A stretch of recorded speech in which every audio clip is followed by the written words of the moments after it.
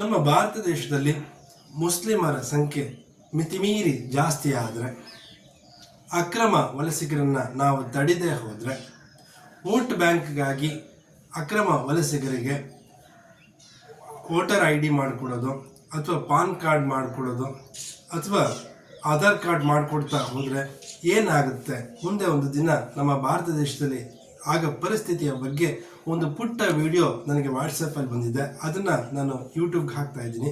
ನೋಡಿ, ತುಂಬ ಸೊಗಸಾಗಿದೆ. ಸೊಗಸಾಗಿ ಅಂತಂದರೆ ಖುಷಿ ಪಡೋದಂಥದ್ದಲ್ಲ, ಮುಂದೆ ಹೀಗೆ ಬಿಟ್ಟರೆ ಏನಾಗುತ್ತೆ ಅನ್ನೋದನ್ನು ಅದರ ವಿಡಿಯೋದಲ್ಲಿ ತುಂಬ ಸುಂದರವಾಗಿದೆ. ಹಿಂದೂಗಳ ಸಂಖ್ಯೆ ಕಮ್ಮಿಯಾಗಿ ಮುಸ್ಲಿಮರ ಸಂಖ್ಯೆ ಜಾಸ್ತಿ ಆದರೆ ಹೇಗೆ ದಬ್ಬಾಳಿಕೆ ಮಾಡ್ತಾರೆ, ಹೇಗೆ ನಮ್ಮ ಮನೆ ಬಾಗಿಲಿಗೆ ಬಂದು ನಮ್ಮನ್ನೇ ಹೊರಗೆ ಹಾಕ್ತಿ ಈ ಮನೆ ನಮ್ಮದು ಅಂತ ಕಿತ್ಕೋತಾರೆ ಅನ್ನೋದನ್ನು ಈ ವಿಡಿಯೋದಲ್ಲಿ ಸೊಗಸಾಗಿ ತಿಳಿಸಿಕೊಡಲಾಗಿದೆ. ಆವಾಗ ಅಲ್ಪಸಂಖ್ಯಾತರಾದ ಹಿಂದೂಗಳು ಎಲ್ಲಿ ಹೋಗಬೇಕು?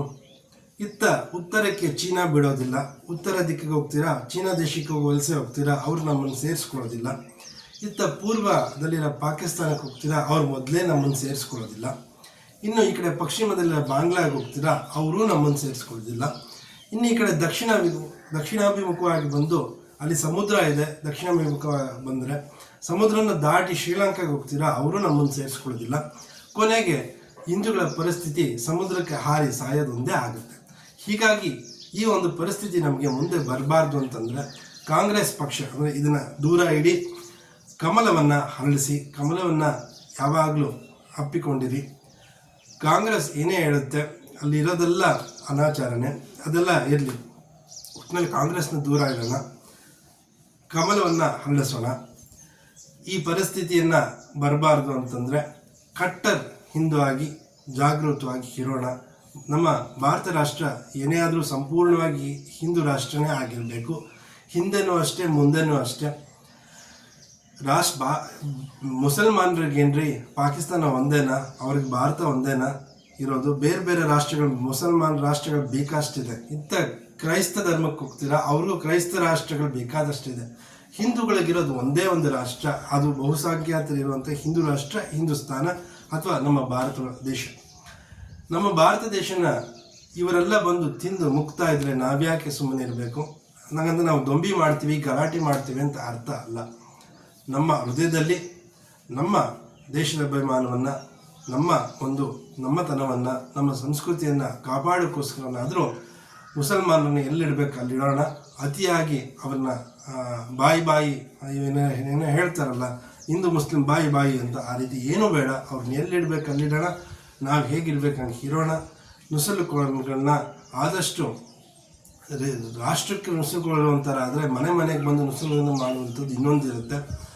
ಆದಷ್ಟು ಕಾಂಗ್ರೆಸ್ ಪಕ್ಷನ ದೂರ ಇಡೋಣ, ಕಾಂಗ್ರೆಸ್ ಪಕ್ಷನ ಗೆಲ್ಲಿಸುವಂಥ ಜನಗಳನ್ನು ದೂರ ಇಡೋಣ, ಕಾಂಗ್ರೆಸ್ ಅಭಿಮಾನಿಗಳನ್ನು ದೂರ ಇಡೋಣ, ಆ ಪಕ್ಷದ ವೋಟ್ ಹಾಕುವಂಥ ಎಲ್ಲ ಜನರನ್ನು ದೂರ ಇಡೋಣ ಅಂತ ಹೇಳ್ತಾ ಮುಂದೆ ಒಂದು ವಿಡಿಯೋ ಹಾಕ್ತಾ ಇದ್ದೀನಿ. ನೋಡಿ, ತುಂಬ ಸುಂದರವಾಗಿದೆ. ಮುಂದಿನ ಪರಿಸ್ಥಿತಿ ಯಾವ ಥರ ಆಗುತ್ತೆ, ಘೋರವಾಗಿರುತ್ತೆ ಅಂತ ಈ ಒಂದು ಪುಟ್ಟ ವಿಡಿಯೋದಲ್ಲಿ ತೋರಿಸಿದ್ದಾರೆ. ಅದನ್ನು ಪ್ಲೇ ಮಾಡ್ತೀನಿ, ನೋಡಿ.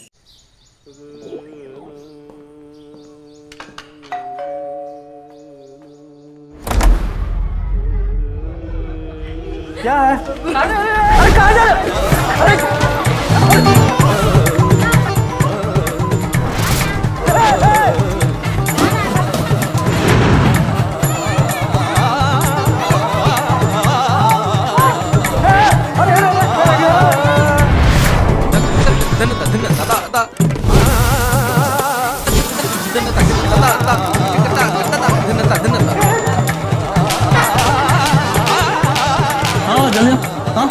अरे ये हमारा घर बर्बाद कर रहे हैं। जिस सरकार को आप जिताए हैं वही इनको यहाँ लाए हैं।